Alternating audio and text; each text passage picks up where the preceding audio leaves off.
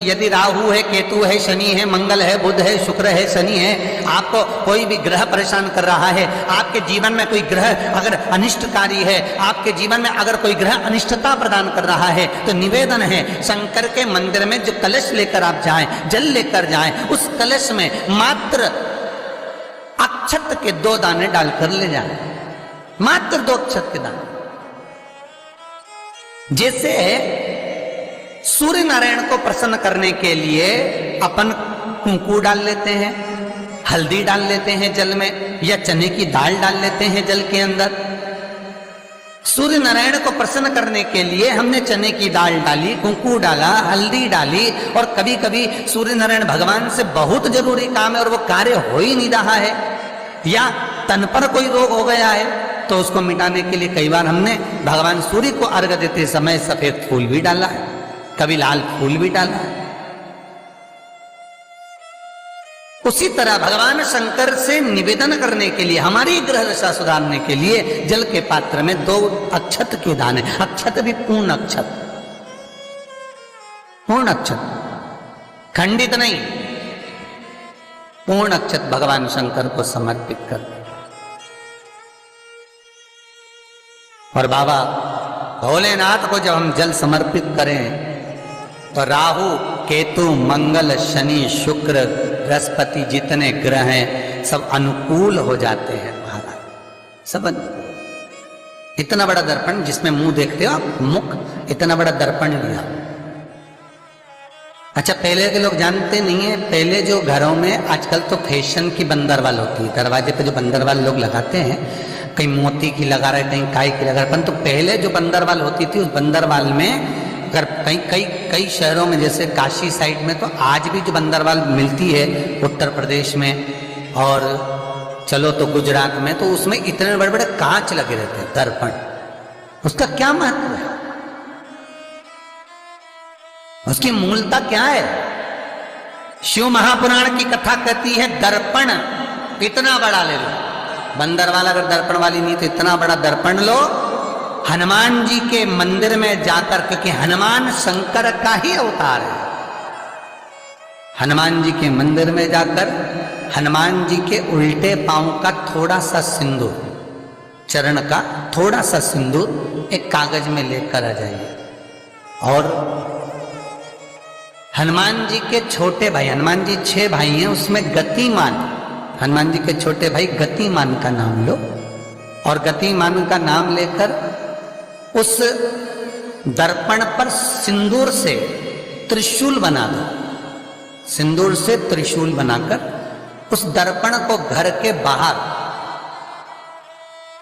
दर्पण का मुख बाहर की ओर, ऐसे बाहर की ओर मुख कर कर दर्पण को घर के बाहर या दरवाजे पर, बिल्डिंग पर, ऊपर जाली में, फ्रंट में, कहीं पर उसको लगा दीजिए। महाराज केवल शंकर का स्मरण कर कर, गतिमान का नाम लेकर, हनुमान के उल्टे पांव का सिंदूर का त्रिशूल बनाकर जो दर्पण को लगा देता है, आपको 1 महीने के अंदर अंतर मालूम पड़ जाएगा कि पिछले जो महीने निकले हैं उस महीने का अंदाजा लगाना कि घर में लोग कितने बीमार पड़ते थे, और इस दर्पण को लगाने के बाद बीमारी कम हुई कि नहीं हो कम तो ठंडा कर देना, क्या जा रहा है, पर करके जरूर देखना, विश्वास रखकर करोगे, भगवान शिव का अनुमोदन कर कर, भगवान शंकर पर विश्वास रखकर करोगे तो बीमारी घेर नहीं सकती।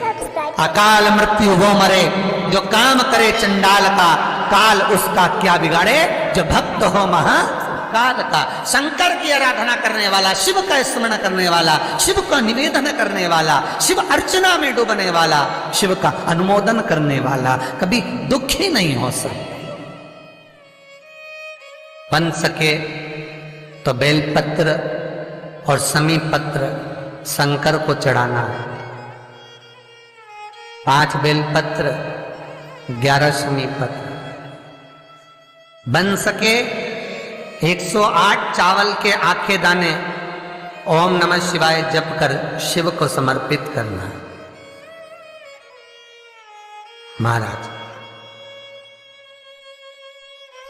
दुख तकलीफ ज्यादा है, रोग बीमारी ज्यादा है, तो पानी में लाल चंदन घोलकर, लाल फूल डालकर, बेलपत्री के पेड़ के नीचे। कई लोग कहते हैं गुरुजी क्या दूध चढ़ाना जरूरी है शंकर पर? कई लोग कहते हैं गुरुजी क्या दही चढ़ाना जरूरी है शंकर पर? शहद चढ़ाना जरूरी है?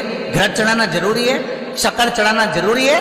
शिव महापुराण की कथा कहती है 5 चीजें शंकर भगवान पर चढ़ती है। दूध अर्थात घर में लक्ष्मी की वृद्धि करता है, इसलिए चढ़ाया जाता है। दही शंकर भगवान पर इसलिए चढ़ाते हैं क्योंकि यह परिवार को जोड़ता है। जिसके परिवार में क्लेश ज्यादा होता है, जिसके परिवार में आपस में तकरार ज्यादा होता है, उसको दही जोड़ता है। शहद घर में चिड़चिड़ प्रवृत्ति को समाप्त करता है। घी रोग को समाप्त करता है। शक्कर मिष्ठान घर में यदि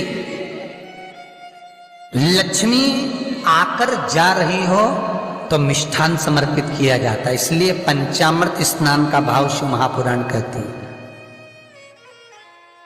पंचामृत स्नान का भगवान, इसलिए 5 चीजें शंकर को समर्पित हैं। दूध, दही, घृत, शहद, शक्कर अर्थात मिष्ठान। शक्कर से मूलतः यहां शिव महापुराण में शक्कर नहीं लिखी है, मिष्ठान। अब लोग शक्कर पीस कर अभिषेक करते हैं, परंतु मिष्ठान अर्थात गाय के दूध से निर्मित कोई मिठाई, और उस मिठाई से भगवान शंकर का अभिषेक। अब लोग भले शक्कर रखने लगे शंकर जी के अभिषेक में, पर यहां शक्कर नहीं लिखा है, यहां मिष्ठान।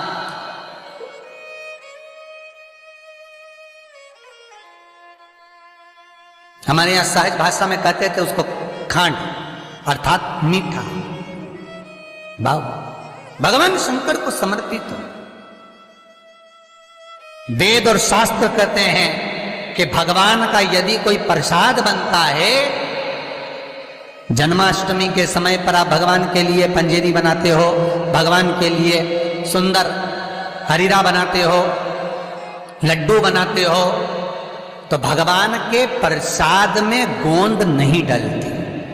ध्यान रखना, आपकी बहू का जापा हो, डिलीवरी हो तो खूब बादाम गोंद सब तल तल के खिलाओ, पर भगवान का जापा हो, भगवान का जन्मदिन हो, भगवान का जन्मोत्सव हो, रामकृष्ण का जन्मोत्सव हो, तो उसमें गोंद तलकर प्रसाद में कभी मत डालना, क्योंकि उसमें ब्राह्मण हत्या का अंश है।